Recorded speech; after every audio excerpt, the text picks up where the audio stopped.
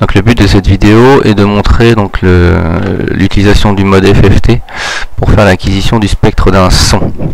Donc pour cela, au niveau des raccordements, donc nous avons ici une guitare. Cette guitare donc nous avons ici donc là au niveau de mon doigt, nous avons donc un micro relié à son alimentation ici. Cette alimentation est reliée par deux fils à l'interface ici haute fréquence de Capstone, qui elle-même est reliée à l'interface SparkLink, qui elle est reliée à l'ordinateur. Donc si on regarde de haut, nous voyons ici donc l'instrument de musique, le micro relié à son alimentation, l'alimentation reliée à l'interface haute fréquence, et enfin l'interface haute fréquence étant reliée à l'interface SparkLink, elle-même reliée à l'ordinateur. Donc ensuite, fichier nouvelle expérience. Donc si vous reprenez donc l'écran que vous aurez quand vous commencerez Capstone. Donc ici nous utiliserons le mode FFT. Donc nous cliquons sur la barre d'affichage ici, donc dans FFT.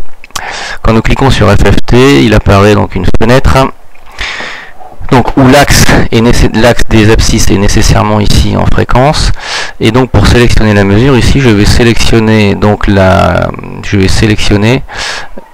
tension sur laquelle j'ai branché mon instrument de mesure. Donc moi il est branché ici, je vérifie bien sur la voie 1, donc tension 1. Donc cette tension 1, ici dans la barre d'acquisition, nous avons plusieurs modes. Nous avons un mode qui est par exemple le mode mode continu, qui permet de prendre des signaux correctement jusqu'à une fréquence d'échantillonnage de 1 kHz. Quand nous voulons faire des spectres de son bien résolus, le mode continu ne suffit pas. Il faut donc c'est pour ça que nous avons mis l'interface d'échantillonnage haute fréquence qui permet d'échantillonner jusqu'à 1 MHz. Dans ce cas-là, nous nous mettons en mode de contrôle rapide. Donc si nous nous mettons en mode de contrôle rapide, nous pouvons dans ce cas-là choisir une fréquence d'échantillonnage plus élevée que 1 kHz.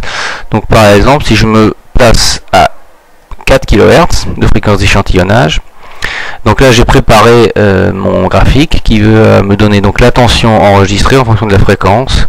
J'ai plus qu'à cliquer sur moniteur. Donc quand je clique sur moniteur, là en fait on voyait le spectre, j'ai pas encore fait de son de musique, donc là j'enregistre en fait le spectre de ma voix.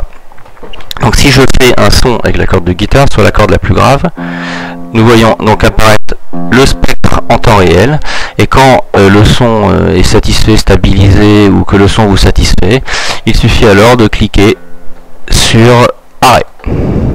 Vous pouvez bien entendu, donc une fois que le spectre est correct, vous pouvez bien entendu appuyer sur moniteur pour refaire une nouvelle acquisition si la précédente ne vous convenait pas.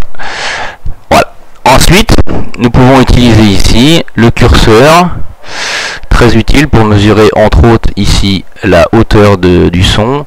Donc si on clique par exemple, on prend ici, on mesure, on bouge le curseur, et le curseur ici nous indique donc par exemple la hauteur de ce son qui est de 82,031 Hz.